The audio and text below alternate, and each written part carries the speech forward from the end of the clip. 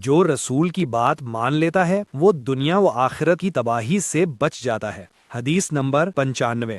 حضرت ابو موسیٰ رضی اللہ عنہ روایت فرماتے ہیں کہ نبی کریم صلی اللہ علیہ وسلم نے ارشاد فرمایا، میری اور اس دین کی مثال جو اللہ تعالیٰ نے مجھے دے کر بھیجا ہے اس شخص کی سی ہے جو اپنی قوم کے پاس آیا اور کہا، اے میری قوم، میں نے اپنی آنکھوں سے دشمن کا لشکر دیکھا ہے اور میں ایک سچا ڈرانے والا ہوں، لہٰذا نجات کی فکر کرو۔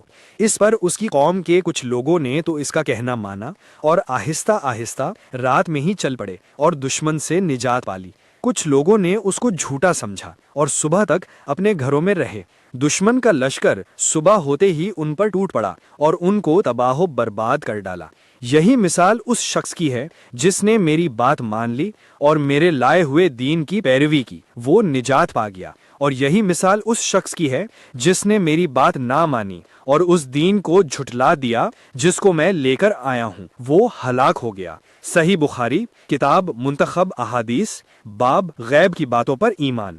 فائدہ: چونکہ عربوں میں صبح سویرے حملہ کرنے کا رواج تھا، اس وجہ سے دشمن کے حملے سے محفوظ رہنے کے لیے راتوں رات سفر کیا جاتا تھا۔ اے میرے پیارے عزیزوں، جو سنت کے راستے پر چلتا ہے اللہ اس کے ہر قدم کو نجات کی طرف موڑ دیتا ہے۔